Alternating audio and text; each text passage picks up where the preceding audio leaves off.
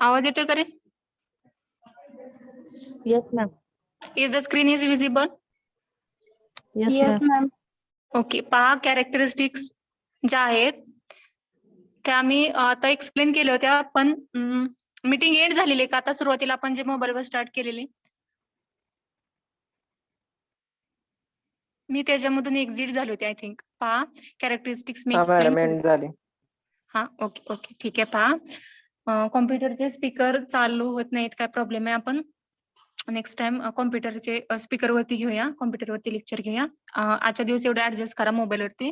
पहा इथे कॅरेक्टरिस्टिक्स आहेत गुड फ्युअलच्या, मी सांगते आणि नंतर आपण डिटेलमध्ये एक्सप्लेन करणार आहोत. तरी पण फ्युअलचे कॅलरिफिक व्हॅल्यू हाय असायला पाहिजे.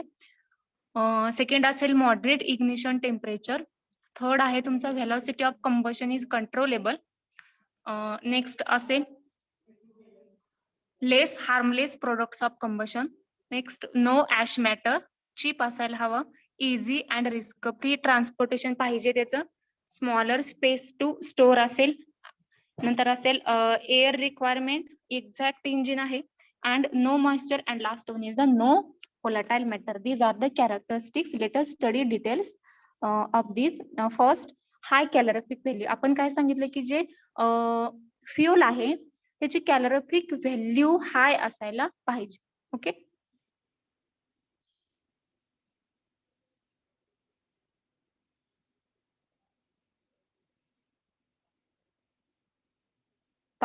हाय कॅलरिफिक व्हॅल्यू असायला हवी. म्हणजे काय होतं, जर समजा आपण स्मॉल अमाऊंट मध्ये जरी फ्युल यूज केला तर त्यापासून आपल्याला लार्जर अमाऊंट ऑफ हीट भेटू शकते हाय कॅलरिफिक व्हॅल्यू असेल तर. पण जर सॉलिड फ्युल जर तुम्ही कन्सिडर केलं, समजा वूड असेल आणि पेट्रोल घेतलं, तर त्यामध्ये जे वूड आहे त्याची कॅलरिफिक व्हॅल्यू कशी असते, हाय नसते. जास्तीत जास्त यूज करावं लागतं आपल्याला. थोडं घेतलंय त्यापासून हाय अमाऊंट ऑफ हीट भेटत नाही आपल्याला. So solid fuel have low calorific value than the liquid. जर पेट्रोल कन्सिडर केलं आणि सॉलिड जर तुम्ही वूड कन्सिडर केलं तर यामध्ये तुम्हाला जे सॉलिड आहे त्याची कॅलरिफिक व्हॅल्यू लो भेटते आणि लिक्विडची हाय असते. ठीक आहे. देन सेकंड कॅरेक्टरिस्टिक्स असेल तुमची मॉडरेट इग्निशन पॉइंट. आता पहा it is the minimum temperature. Ignition point म्हणजे काय असतं, तर it is the minimum temperature at which continuous combustion of fuel start. एका कमीत कमी टेम्परेचरला फ्युअलचं कंबशन स्टार्ट व्हायला पाहिजे, त्याला आपण म्हणतो इग्निशन पॉइंट. जसं आपले बॉइलिंग पॉइंट, मेल्टिंग पॉइंट असतात, त्याला कसं आपण टेम्परेचर मेजर करतो, सेम इग्निशन पॉइंट म्हणजे काय असतं, तर एक मिनिमम टेम्परेचर आहे, त्या मिनिमम टेम्परेचरला फ्युअलचं कंबशन स्टार्ट होते. ठीक आहे. The gaseous fuels have very low boiling points below the 350.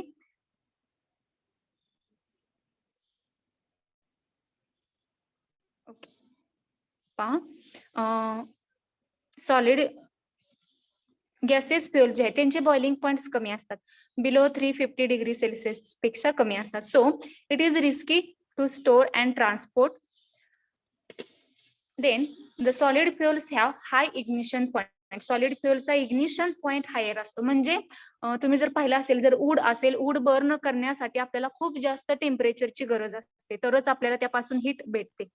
And it it is so difficult to start combustion especially at the rainy and winter season. जे solid fuels असतात त्यांचं combustion at rainy आणि winter सीझनला हे difficult असते. Okay, do you no?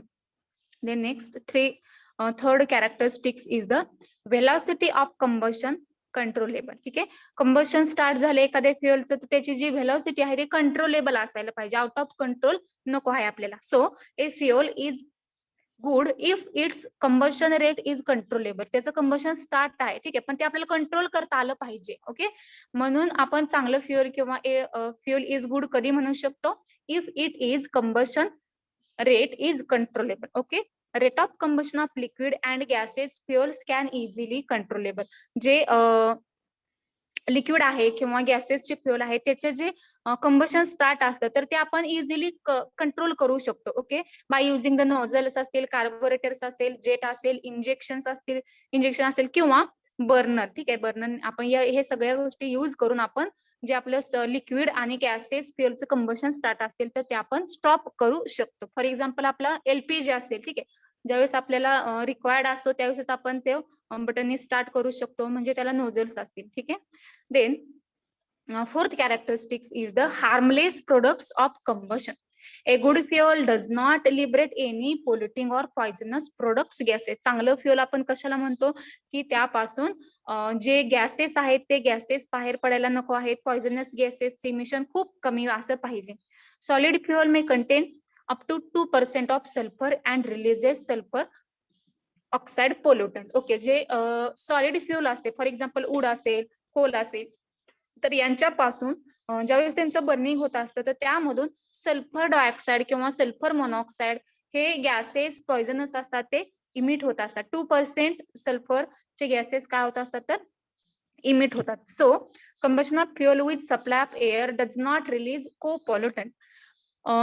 फ्युअलचं combustion होत असताना with supply of air, ठीक आहे, एअरच्या सप्लाय आपण केले फ्युअलला, एअरच्या सप्लाय पासून आपलं जे फ्युअल आहे त्यामधून को पोल्युटंट रिलीज व्हायला नको आहेत. ठीक आहे, डज नॉट रिलीज द को पोल्युटंट. को पोल्युटंट म्हणजे फ्युअलचं बर्निंग होत आहे, at the same time carbon monoxide, sulphur dioxide किंवा कार्बन डायऑक्साइड असेल तर हे जे गॅसेस आहेत ते पॉइझनस आहेत, which causes the air pollution. So does not release the co-pollutant. Okay, then next is the fifth, no ash. ठीक आहे, a good fuel does not contain any combustible matter. If the fuel contains minerals it leaves the matter ash. एखादा जे fuel आहे आपल्याकडे, for example liquid आहे, gas असेल, gas fuel जर तुम्ही एलपीजी आपण युज करतो सगळेजण, आपल्याला माहितीये एलपीजी इज अन फ्युअल. आता या एलपीजी मध्ये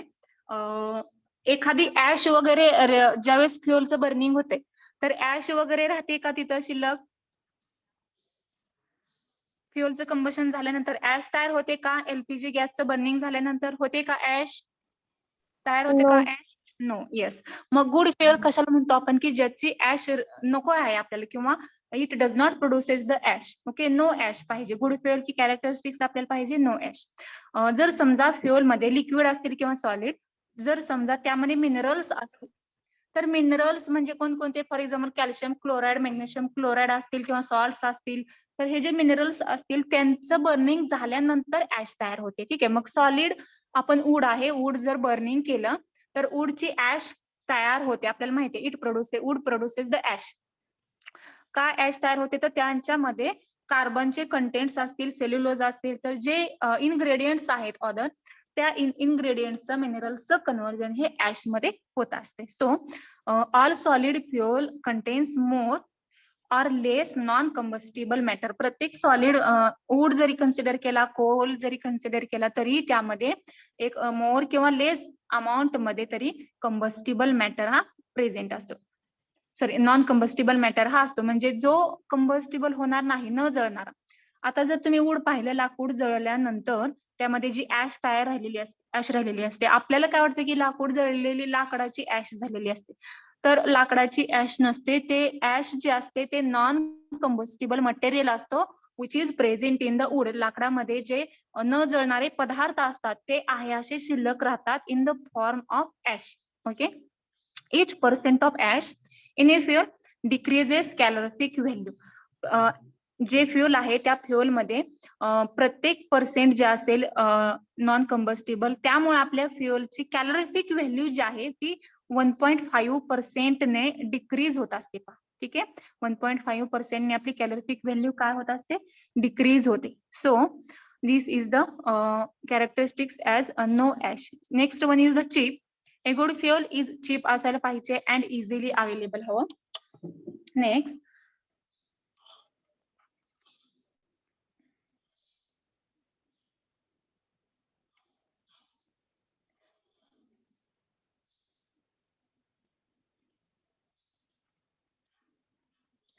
next characteristics, easy and risk free transportation. एखादं फ्युअल आहे त्याचं ट्रान्सपोर्टेशन इझी असायला हवं आणि रिस्क फ्री पाहिजे. Okay, a good fuel is easy to transport and risk free in transportation. So the solid fuels are risk free. Solid fuel हे transport करण्यासाठी risk free आहेत किंवा रिस्क त्यांची 0 रिस्क असते. ठीक आहे, इन ट्रान्सपोर्टेशन. पण हे सॉलिड फ्युअल हे लेबरच असते, म्हणजे त्यांचं ट्रान्सपोर्टेशनसाठी लेबर्स जास्त लागतात आपल्याला. गॅसेस फ्युअल जर कन्सिडर केला आपण, gases fuels are easily piped out but danger. ठीक आहे, गॅसेस हे आपण इझिली पाइप्ड आउट करू शकतो, तिथं लेबरची गरज नसते आपल्याला, पण ते कसं असतं, डेंजर आहे. Okay, and of explosion in transportation. Gases fuel ज्यावेळेस आपण ट्रान्सपोर्ट करत असतो त्यावेळेस लेबर्सची संख्या आपल्याला कमी लागते, पण इट इज डेंजरस टू ट्रान्सपोर्टेशनसाठी ते कसं आहे, डेंजरस असते. कारण कोणती रिस्क असते आपल्याला, रिस्क ऑफ द एक्सप्लोजन, त्याचा स्फोट होण्याची भीती असते. ठीक आहे, it is the this is the characteristics of easy and risk free transportation. Next one is the storage space. A good fuel require small space. जे आपण कॅरेक्टरिस्टिक्स आहे त्यासाठी त्यामध्ये म्हटलंय की फ्युअल जे आहे त्याला कमीत कमी स्पेस असायला पाहिजे, त्याने जास्तीत जास्त जागा नाही व्यापली पाहिजे, कमी पाहिजे, त्याने थोड्या जागेमध्ये सुद्धा रिक्वायर्ड झालं पाहिजे. So gases fuels occupy large volume even at high pressure. Okay, gases value जे असतात त्या गॅसेस व्हॅल्यूला जे स्पेस लागतो तो जास्त लागतो बा. And liquid fuels occupies lower volumes. Gas पेक्षा बघा तुम्ही, गॅसचा जो सिलेंडर असतो तो किती लिटरचा असतो, त्याचं व्हॉल्यूम किती असते,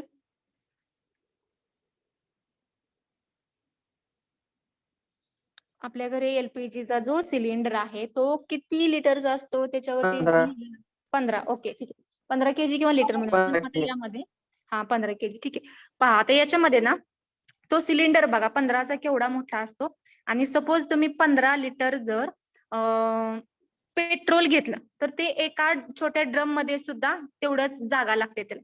यावरून तुमचं असं लक्षात येईल की बऱ्याचशा मुलांना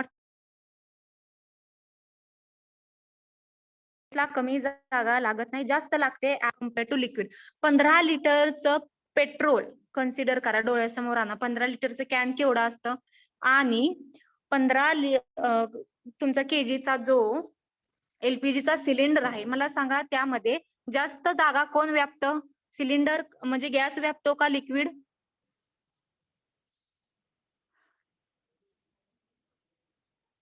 कशाला जास्त स्पेस लागतो, लिक्विडला लागतो 15 लिटर का 15 लिटर केजीचा गॅस असेल किंवा सिलेंडर, कोण जास्त जागा घेतो,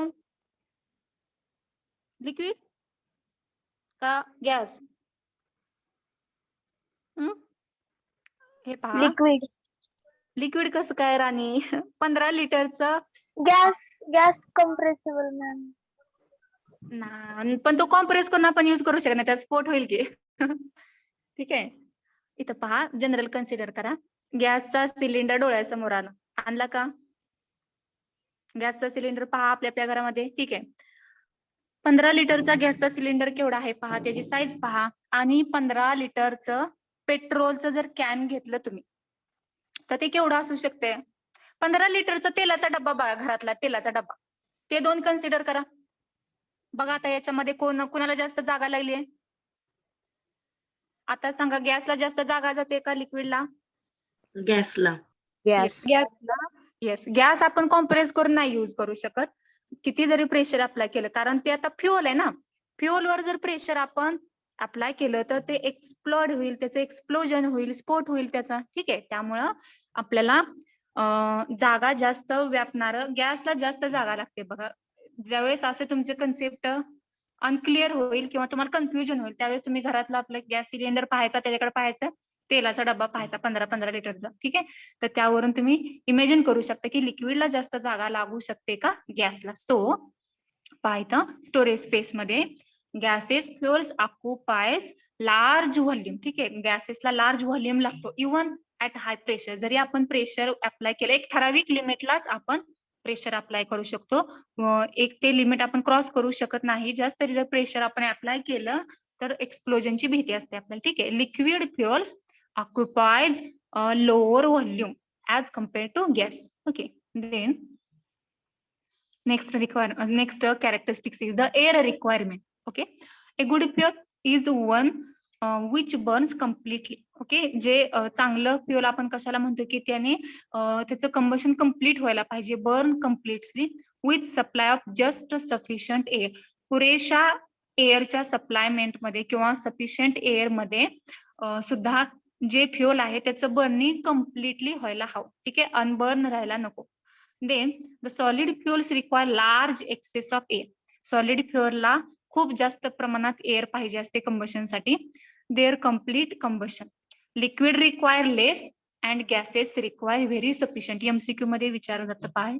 गॅसेसला तुम्हाला खूप कमी एअरची रिक्वायरमेंट असते, लिक्विडला ऍज कम्पेअर टू सॉलिड लेस असते आणि सॉलिडला सगळ्यात जास्त एअरची रिक्वायरमेंट असते. म्हणजे सॉलिडचं बर्निंग होण्यासाठी जास्त अमाऊंटचा ऑक्सिजन यूज केला. एअर म्हणजे त्यामध्ये त्याला बर्निंगसाठी कुणाची गरज असते आपल्याला माहितीये की ऑक्सिजन. ऑक्सिजन हा बर्निंगसाठी हेल्प करतो. म्हणून एअर मध्ये कोणत्या एलिमेंटची त्याला गरज असते? It requires the oxygen present in the air. त्यामुळे जर रिक्वायरमेंट मध्ये एअरच्या ऐवजी जर तुम्हाला ऑक्सिजन विचारलं तरी तुम्हाला सांगता आलं पाहिजे की ऑक्सिजन सॉलिडच्या बर्निंग साठी जास्त लागतो, लिक्विडला लेस लागतो आणि जो गॅसेस आहे तो खूप रिक्वायर्स सफिशियंट त्यापेक्षा सुद्धा कमी लागतो गॅसेससाठी. Then next characteristics is the use in internal combustion engine. The fuels which can be used for use in IC engine is good. Okay. Internal combustion म्हणजे आपले टू व्हीलरचे जे इंजिन आहे त्याला आपण इंटरनल कंबशन असं म्हणतो. मग यामध्ये जे फ्युअल यूज करतो आपण it can be use to use in the IC engine is good. Okay. जे फ्युअल आपल्याला यूज करायचं आहे ते IC इंजिन साठी गुड पाहिजे किंवा चांगलं पाहिजे. Next liquid and gases fuels are usable in IC engine. आपण सॉलिड IC इंजिन मध्ये अजिबात यूज करू शकत नाही. कोल वरती चालणारी टू व्हीलर अजून बनवलेली नाहीये. लिक्विड आणि गॅसेस वरती आपण यूज करू शकतो. गॅसेस वरती कोणती टू व्हीलर आपण यूज करू शकतो बरं सांगा बरं. फॉर एक्झाम्पल मला लिक्विडचं तर तुम्हाला माहिती आहे पेट्रोल डिझेल वरती चालते, पण गॅसेस वरती सुद्धा टू व्हीलर फोर व्हीलर चालू शकतात. बरोबर आहे ना? चालतात म्हणजे चालू शकतात म्हणजे आहे रिअल मध्ये आहे का असं एक्झाम्पल? गॅसेस वरती गाड्या चालतात का सध्या? Yes ma'am. हा ठीक आहे. Very good. ओमनी आपण पाहतो ना सिलेंडर वरती गॅसेस वरती ओमनीच्या गाड्या असतील ओमनी त्या चालतात. म्हणजे गॅस आणि लिक्विड हे इंटरनल कंबशन साठी कसे असले पाहिजे तर गुड असायला पाहिजे आणि युजेबल आहे. ठीक आहे. सॉलिड अजून तरी आपण कोल वगैरे त्यावरती इंटरनल कंबशन इंजिन अजून तरी आपण चालू करत नाही किंवा it is not working. So next characteristics is the no moisture. Okay. Fuel मध्ये मॉइश्चर नको आहे. If fuel contains moisture it decreases the calorific value. CV means calorific value. Okay, CV means calorific value. समजा fuel मध्ये moisture असेल तर आपल्या फ्युअलची calorific value कमी होते. कॅलोरिफिक व्हॅल्यू कमी होते म्हणजे त्यापासून आपल्याला मॅक्झिमम अमाऊंट ऑफ हीट भेटू शकत नाही. कमीत कमी मॉइश्चर असेल तर कॅलोरिफिक व्हॅल्यू कमी मिळते म्हणजे डिक्रीज होते. म्हणजे जी अमाऊंट ऑफ हीट भेटणार आहे ती काय होते? डिक्रीज होते. Okay. Then in the form of latent heat loss. म्हणजेच काय होतं तर लॅटेंट हीटच्या फॉर्म मध्ये लॉस होतो. आता मी काय म्हटलं की मॉइश्चर जर असेल तर जास्त अमाऊंट मध्ये हीट मिळत नाही. मग जी न मिळालेली आहे मिळत नाही याचा अर्थ कमी मिळते. ठीक आहे. मग कमी मिळते याचा अर्थ ऍव्हरेज जी मिळायला पाहिजे होती ती मग कुठं गेली? आपण 1च लिटर पेट्रोल घेतले, सपोज 1 लिटर पेट्रोल घेतले आणि एक ड्राय पेट्रोल असेल म्हणजे त्याच्यामध्ये विदाउट मॉइश्चर असेल ना, एका टू व्हीलर मध्ये विथ मॉइश्चरचं असेल, सेकंड मध्ये विदाउट मॉइश्चरचं. तर तुमच्या अशा लक्षात येईल की जे मॉइश्चर वालं पेट्रोल आहे त्याचं ॲव्हरेज आपल्याला कमी भेटतं. मग कमी का भेटतं, तर जे पेट्रोल आहे त्याची कॅलोरिफिक व्हॅल्यू डिक्रीज झाली. ओके. आणि जे अनदर एनर्जी भेटते आपल्याला in the form of latent heat. Latent हीटच्या फॉर्म मध्ये आपला लॉस होत असतो, त्यामुळे आपल्याला कमी भेटते. का कमी भेटतं ॲव्हरेज, तर लॅटेंट हीटच्या फॉर्म मध्ये. तर इथं काय झालेलं असतं, लॉस होतो आपल्या फ्युअलचा, त्यामुळं we getting the less calorific value. Next is the liquid and gases fuels do not contains moisture. Okay. Liquid आणि गॅसेस मध्ये मॉइश्चर नसते. Are good fuels in this regard. ठीक आहे. आपल्याला नो मॉइश्चर कॅरेक्टरिस्टिक पाहिजे. लिक्विड आणि gases मध्ये less moisture असतं किंवा नो मॉइश्चर म्हटलं तरी चालेल. पण बरेचशा पेट्रोल पंप वरती तुम्ही पाहिलं असेल की अनदर केमिकल्स मिक्स केले जातात, नॅचरली नसतात. पण अनदर भेसळ असू शकते पेट्रोल किंवा डिझेल मध्ये. इथं इथाइल अल्कोहोल किंवा इथेनॉल असेल तो किंवा केरोसिन, पण बऱ्याचशा ठिकाणी केरोसिन सुद्धा इथं मिक्स केलं जातं. तर ज्यावेळेस इथं अनदर मॉइश्चर कंटेंट एखादा येईल किंवा वॉटर असेल किंवा अनदर केमिकल ऍड केलं जातं, त्यावेळेस we are getting the less calorific value. Okay. Then next is the last volatile matter.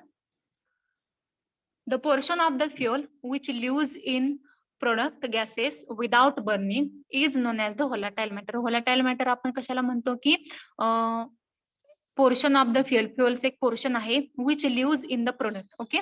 Product gases मध्ये जो विदाउट बर्निंग लिव्ह होत असेल त्याला आपण व्होलाटाइल मॅटर असं म्हणतो. यामध्ये तुम्ही जर पाहिलं लिक्विड, पेट्रोल, डिझेल जे असतील ते व्होलाटाइल मॅटर असतात.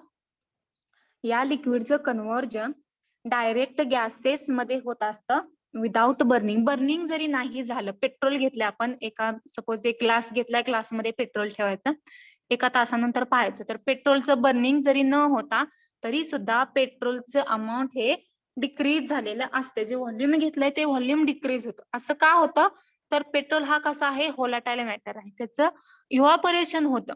बर्निंग न होता, बर्निंग जरी झालं नाही तरी सुद्धा त्याची व्हॉल्यूम कमी झालेलं आहे. का कमी होतं, तर जे लिक्विड असतं त्याचं कन्व्हर्जन गॅसेस मध्ये होतं. ही जी प्रोसेस आहे त्याला आपण म्हणतो व्होलाटाइल. ओके. व्होलाटाइल मॅटर तो व्होलाटाइल असतो, इव्हॅपोरेट होऊन जातो, लिक्विडचं कन्व्हर्जन गॅसेस मध्ये होते without burning. It is called as volatile matter. अशा पदार्थ जो असेल, असा सबस्टन्स जो असेल त्याला आपण व्होलाटाइल मॅटर असं म्हणतो. Next, volatile matter elongates the flame, increases flame temperature and decreases CV. Okay. इकडे लक्ष द्या. आता व्होलाटाइल मॅटर समजलं तुम्हाला. व्होलाटाइल कशाला म्हणायचं, सपोज पेट्रोल घेतलंय तुम्ही, पेट्रोलचं कन्व्हर्जन, पेट्रोल जर ओपन ठेवलं तुम्ही तर पेट्रोल लगेच गॅसमध्ये कन्व्हर्ट होऊन जातं. ओके.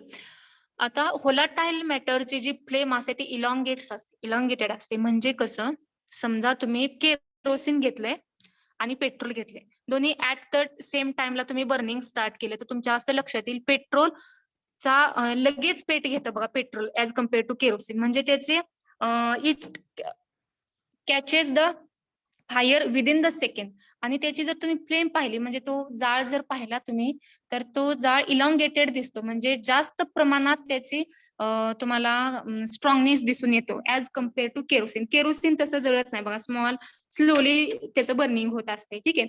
म्हणजे जे व्होलाटाइल असतात, केरोसिन आपण जरी ठेवलं तर त्याचं तो व्होलाटाइल नाहीये, केरोसिन अजिबात इव्हॅपोरेट होत नाही. पण पेट्रोल हा इव्हॅपोरेट होतो. म्हणजे जे व्होलाटाइल होणारे सबस्टन्स असतात, ज्यांचं इव्हॅपोरेशन होत असतं, त्यांची फ्लेम इलॉंगेटेड असते. म्हणजे असे लॉंग, जास्त उंच असा जाळ जातो त्यांचा, तर आपण इलॉंगेटेड फ्लेम म्हणतो.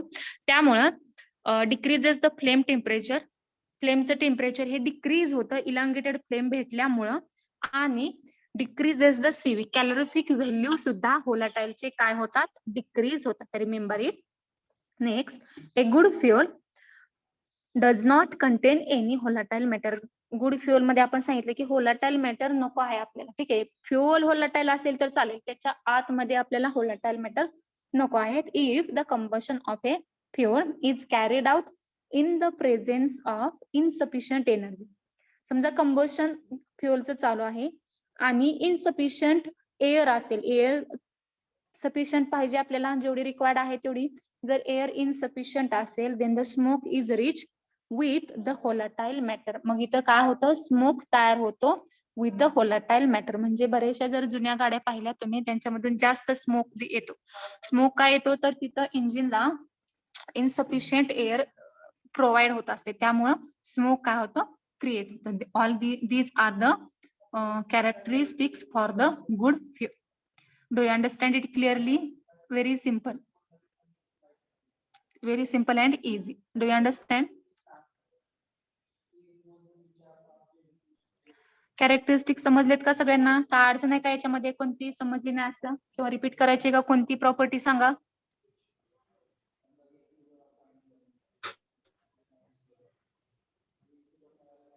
Do you understand it? Yes, ma'am. Okay, then take down. इथपर्यंत लिहिले तुम्ही. चार्ट कम्प्लीट केला का हा प्रायमरी सेकंडरी फ्युअलचा? सगळ्यांनी केलं का complete? All of you, is it completed this chart? Yes, ma'am.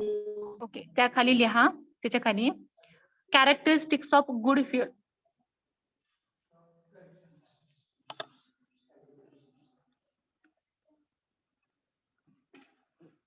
First, write down high calorific value.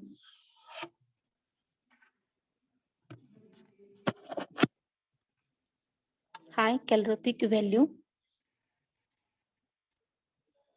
Second असेल moderate ignition point.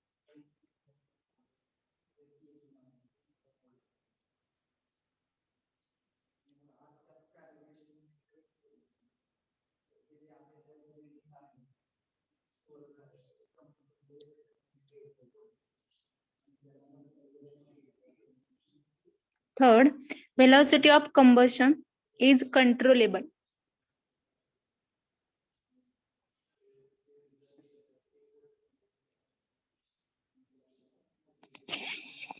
Fourth, less harmless products. Less harmless products of combustion.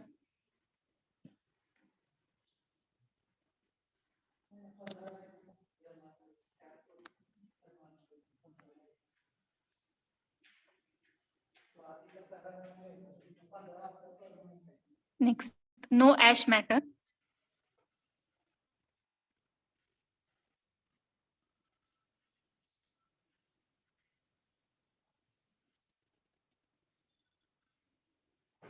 Next, cheap.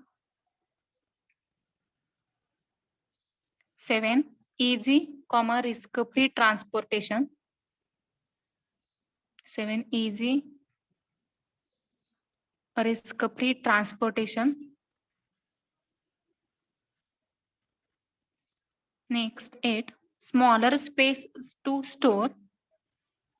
Smaller space to store.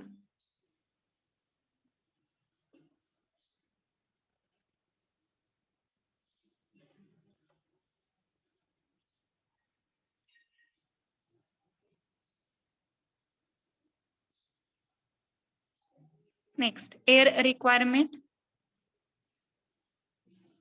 for IC engine. Air requirement for IC engine.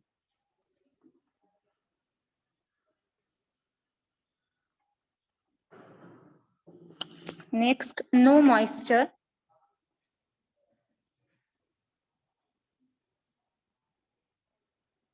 And last one is the no volatile matter.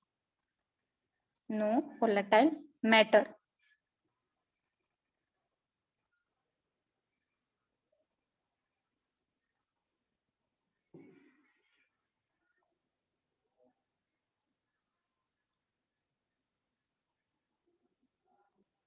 Write down the first high calorific value.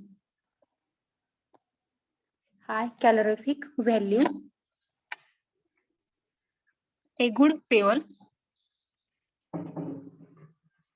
A good fuel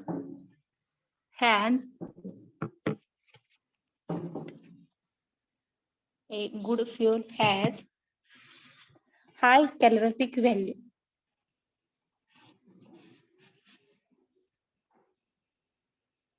So that larger amount of heat will be obtained from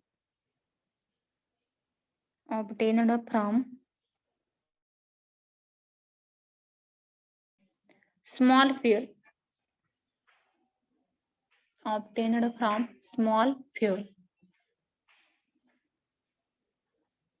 Next, solid fuel have low calorific value. Than liquid.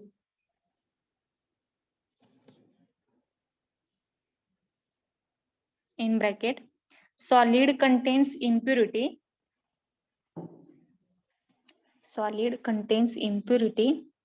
Which converts into ash.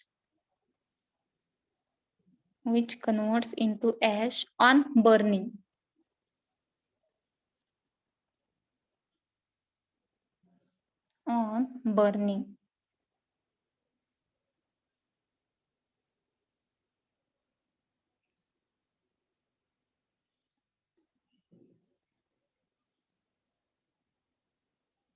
Next, second, moderate ignition point.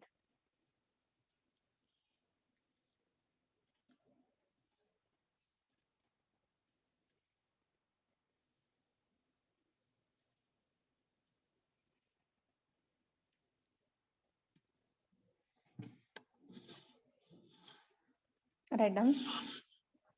It is the minimum temperature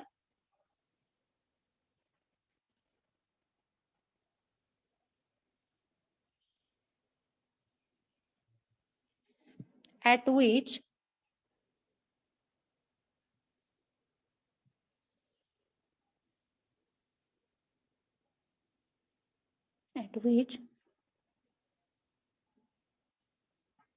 continuous combustion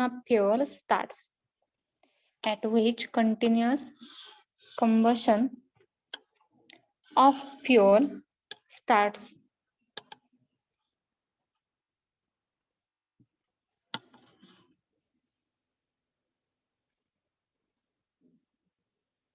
Next, gaseous fuels have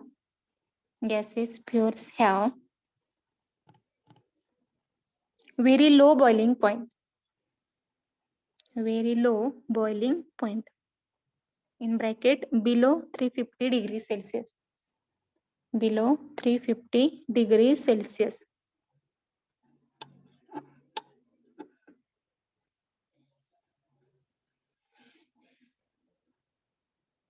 Next,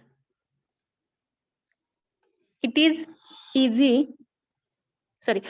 risky to store gases बद्दल चाललंय.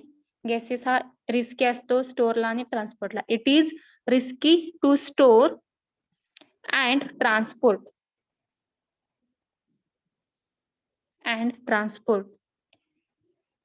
Next, solid fuels have high ignition point. Solid फ्युअलचा ignition point हा high असतो, म्हणजे त्याला burning साठी जास्तीत जास्त टेम्परेचरची गरज असते.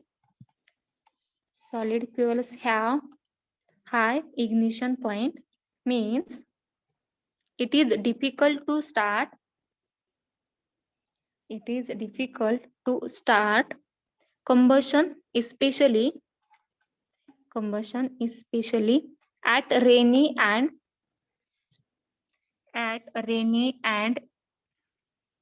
winter season.